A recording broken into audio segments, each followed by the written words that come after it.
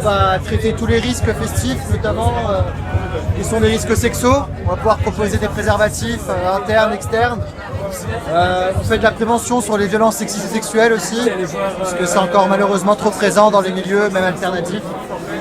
Et on va faire de la réduction des risques aussi sur le son. On est tous ici à aimer la musique, mais il faut que ça... C'est quelque chose qui s'entretient, qui se protège. Et aussi sur tout ce qui va concerner les produits, les substances psychoactives, comment consommer le mieux possible sans se partager de virus, une maladie, quoi. Ça va parler des interactions, des produits qui peuvent mélanger ou pas, qui se mélangent plutôt bien ou pas ensemble, sur les risques de transmission des maladies, sur les addictions aussi, parfois. On va aussi pouvoir dépister les gens avec un éthylotest électronique. Donc voilà, on essaye en tout cas que les gens passent la meilleure soirée possible avec le moins de dégâts possible.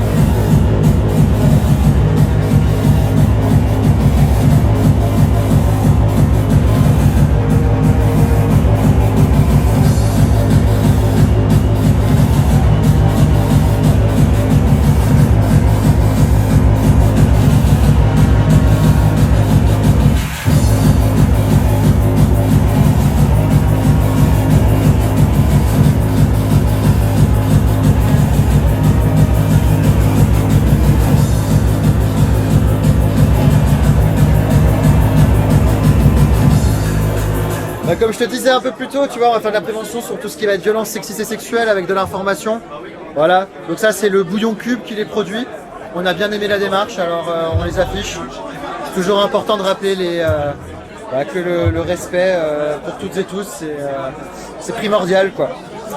Donc on va continuer avec les petites cartes de terrelou.fr, pareil, des petites cartes à donner au cas où tu es en situation de malaise avec quelqu'un ou quoi. Ça fait son effet, quoi. Donc là tu vas avoir toute la partie sexo avec des préservatifs externes, standard, du gel lubrifiant. En fait les produits, c'est con mais ça assèche les muqueuses. Du coup ça peut faire mal les rapports sexuels sous produit. Donc un petit peu de gel lubrifiant, ça fait vraiment pas de mal, quoi. Des lingettes intimes. Donc là on est dans un lieu où on a accès à de la flotte et tout, parfois ça nous arrive d'être en pleine forêt, donc c'est toujours bien d'avoir de quoi se laver, quoi. Un lingette antiseptique aussi, c'est pareil, des fois on est en pleine forêt, c'est toujours cool de pouvoir se laver, être un peu propre, quoi. Là on va avoir un préservatif féminin, donc voilà, ça redonne aussi que les femmes soient aussi maîtres de leur propre protection, c'est important. Et on va pouvoir aussi montrer comment ça se manipule, comment ça se met en place, pour donner de l'autonomie aux gens. Le pôle festif d'Ithac intervient depuis 1997, d'abord en free party. Après on s'est développé à des milieux plus ouverts, plus légaux. On continue d'aller en free party parce que c'est aussi important de pouvoir transmettre des messages de santé publique en free party aussi. Pour pas endommager tes tympans, il faut rester moins de 45 minutes en teuf. Voilà. T'es sûr que c'est ça qui dit? Bah oui. Hebdomadaire par mois, hein, 45 minutes par mois.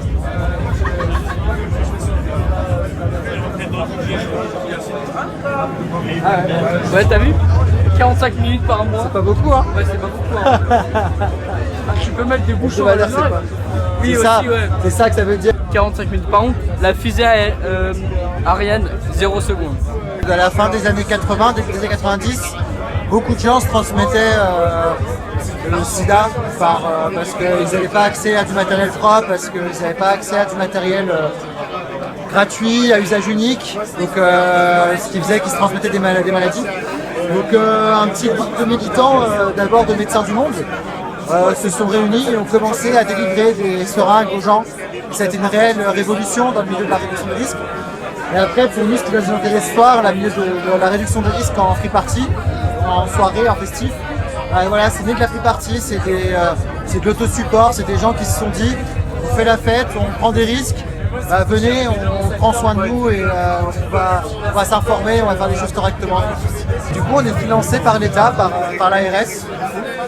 Et aujourd'hui, TAC, voilà, on intervient sur on a un espace d'accueil, on a 2 centres de soins, on a une salle de consommation à moindre risque, donc, qui sont des dispositifs assez uniques en France, et avec un pôle hébergement, quoi.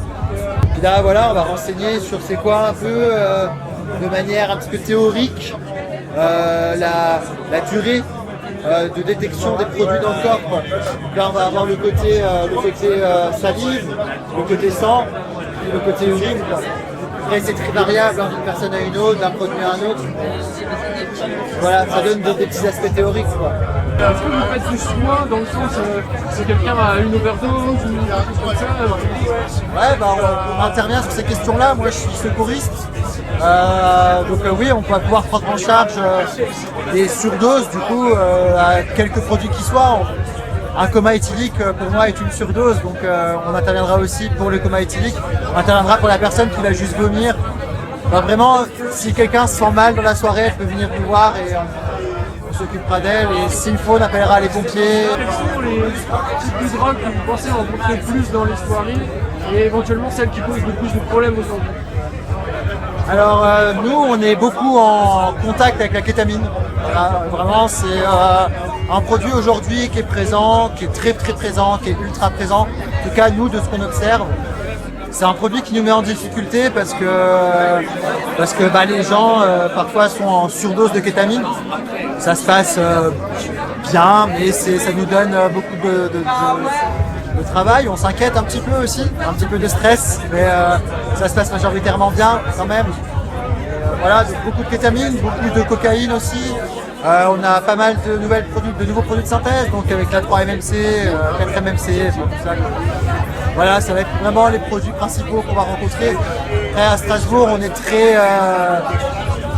il y a une grosse consommation de cocaïne.